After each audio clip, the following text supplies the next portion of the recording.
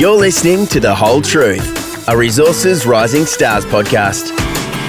Uranium is hot. Some would say white hot. In fact, probably better described as being yellow hot.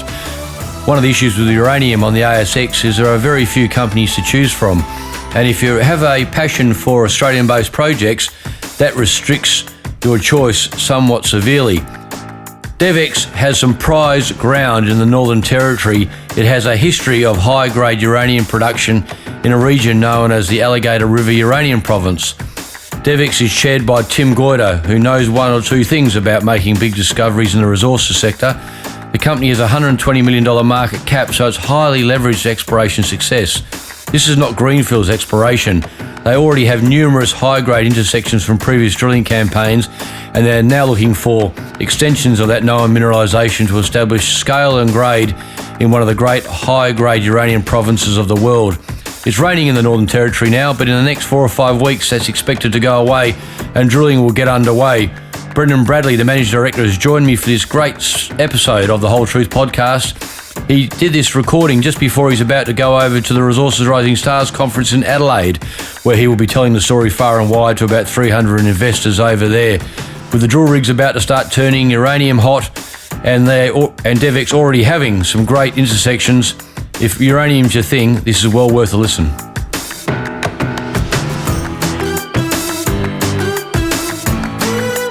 Brendan, uranium's hot, widely tipped to get even hotter, and DevEx is immersed in one of the great exploration hotspots for uranium in the world.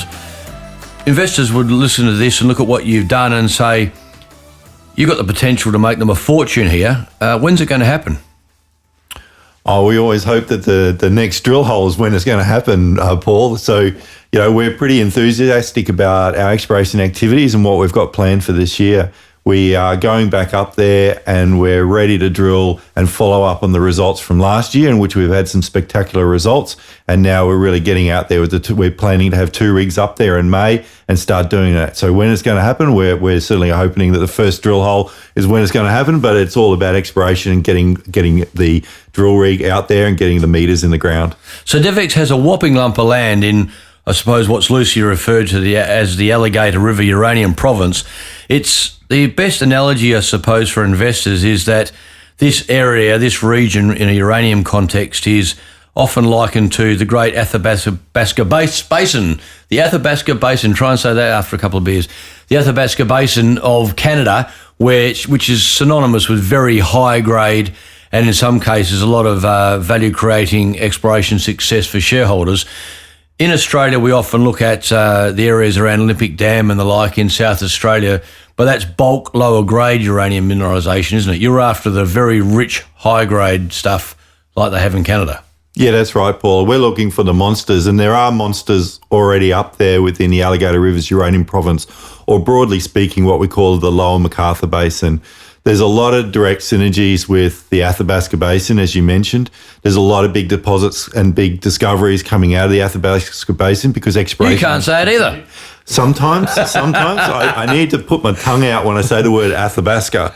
So what we're looking at is there are already big deposits up there. We know where we are. We're exploring in a very well-endowed terrain and we're getting on with the job. The synergies with the Athabasca Basin is direct, and you just don't get those style basins outside of those two areas. That's the opportunity. So within the Alligator River Uranium Province, you have, as I said, a vast lump of land. You've already generated some very good results.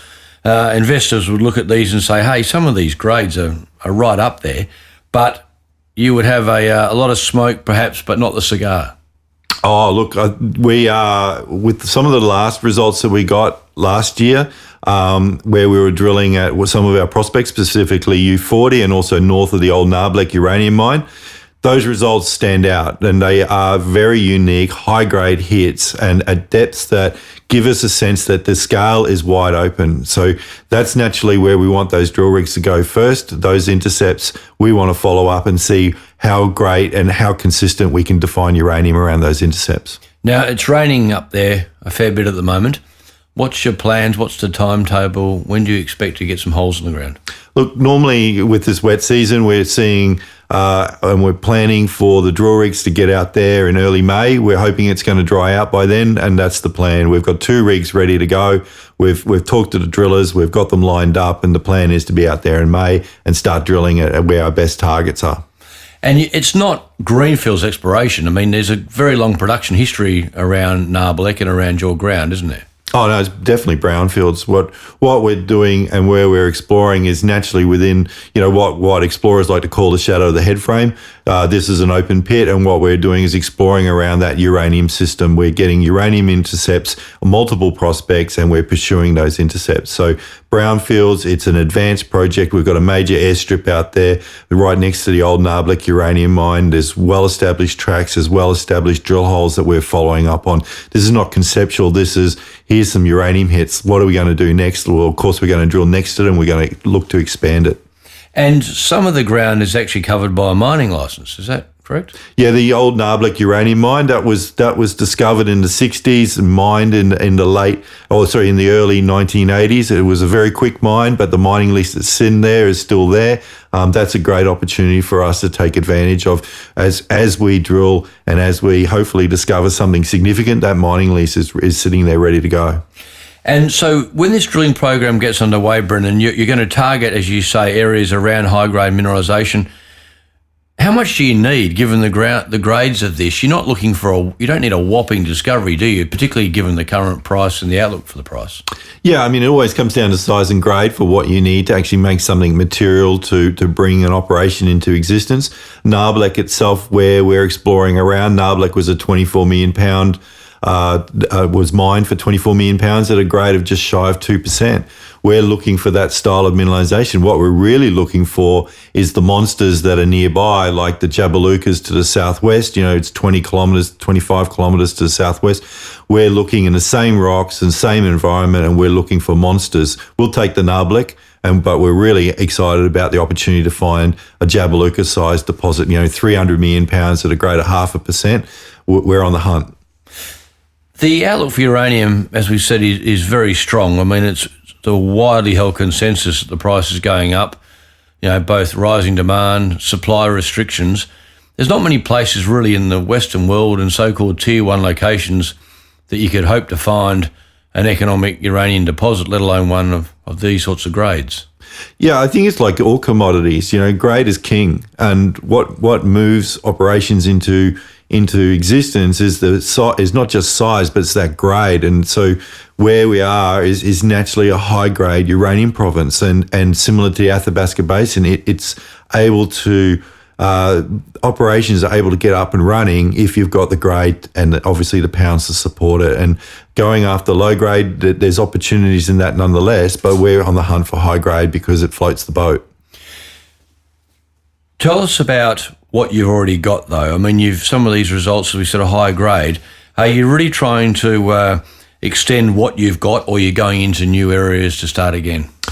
No, we are really looking at extending what we've got and what was previously defined. We've got a list of targets that we're working our way through. Last year, we went at an old prospect, which was that U40 prospect that had been discovered actually before Fukushima. People were excited about it. They had other hits all around the region around Nabarlek, but that one really drew our interest as being a priority area to go drill. We looked at it. We felt that it was underdone. It was clearly underdone based on the results now that we're showing.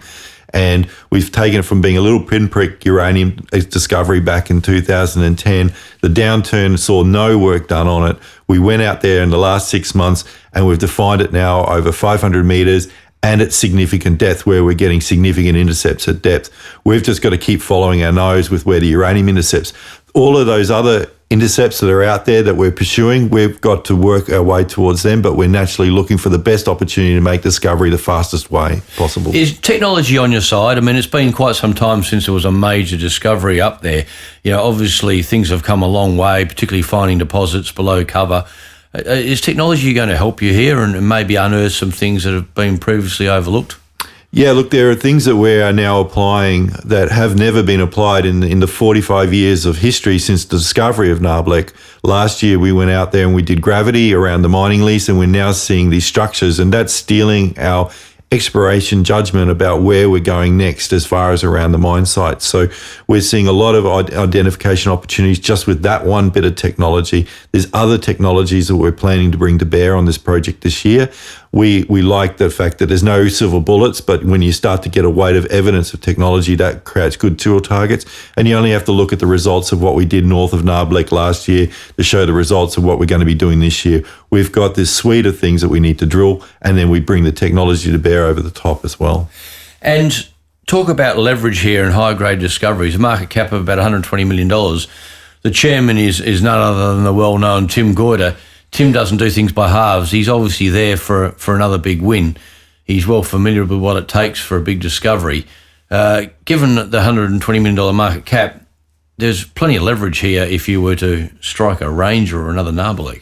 Oh, absolutely. I mean, it's really about the opportunity for success here and what those what 24 million pounds at 2% might mean, or what a significant, obviously a Ranger is just a no-brainer for our uplift. So, chasing these dreams, this is what we're about. And Tim's modus operandi, wherever he goes, is making sure that the company is well funded to drill holes. And that's what we're doing. It's all about drilling, and it's all about discovery. There's almost no middle ground here, is there? No, we don't want to die wondering on this. We're out there. This year, we've got a big budget. We've got a big drill program planned. We've got a lot of holes ready to go that we already know where we want to go, and we know where these projects lead. We're about discovery, not in 10 years' time. We want to do this quickly, and we want to go at it. So that's why we're throwing the meters at these projects. Now, as an aside, you have some rare earths on the go as well. Is that something you're planning to advance? Yeah, look, at the moment, our focus is definitely on the uranium story. We like the uranium story. We're getting the intercepts we need to do. The majority, if not all of our geological focus is driven on making sure and where we can make this Nabarlek discovery or Nabarlek type discovery.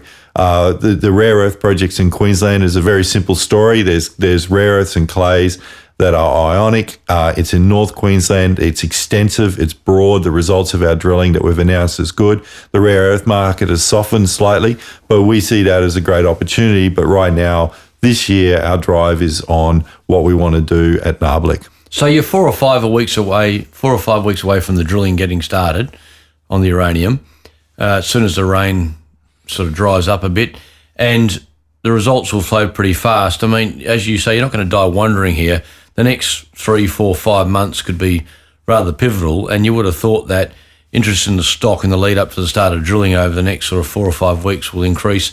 You're off to Adelaide to spread the word around? Yeah, for sure. I mean, the Australian market and the ASX market is still coming to terms and still trying to understand what significant uranium project looks like.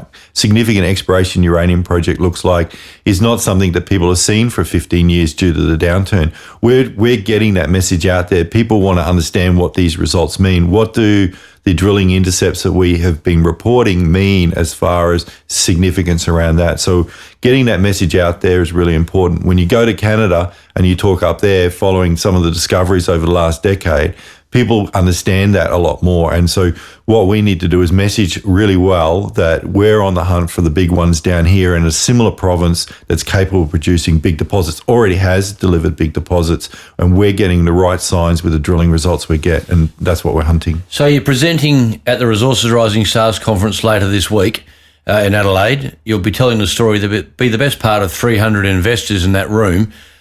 Uranium is a place that investors are very interested in at the moment, but there's not a lot to choose from, is there? You've got, obviously, at the big end of town, in the backyard of Adelaide, you have Boss just starting production at Honeymoon, but there's limited options for investors who want to restrict themselves to Australian projects. Oh, absolutely. I mean, that's not just jurisdictionally, because naturally there's matters with where you can mine uranium, and Northern Territory and South Australia are one of the few places in Australia you can do that. The other thing is very clearly is if you're hunting for high-grade, significant uranium deposits, there's only 2 regions where they're found overall, and that's in the Athabasca Basin and within the Alligator River Uranium Province, and that's where we are.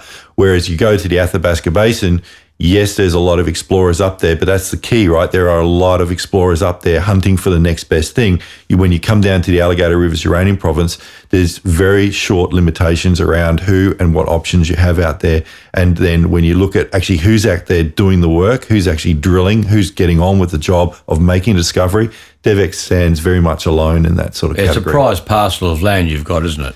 Yeah, and we're not just drilling for the sake of saying we're drilling. We're actually drilling because we like what we're seeing with the results that we're getting. We are on the hunt and we're getting a really good smell about these results that we got last year. And this year we're hoping to continue to deliver results and hopefully start to string things together. Well, I look forward to the presentation in Adelaide later this week. I think there'll be a lot of interest in that, no doubt.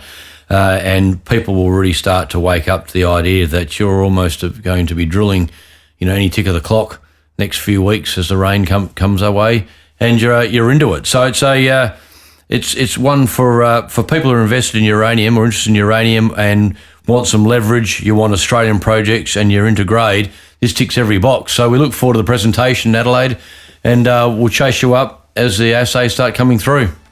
Oh, Paul, my pleasure. And hopefully people can watch what's going on and definitely watch what we're going to be doing over the next 6 months. It's going to be busy times for DevEx. Thanks, Brendan. You've been listening to The Whole Truth, a Resources Rising Stars podcast, produced by Resource Media, hosted by Paul Armstrong for Reed Corporate. Please note that Reed Corporate does not provide investment advice, and investors should seek personalised advice before making any investment decisions.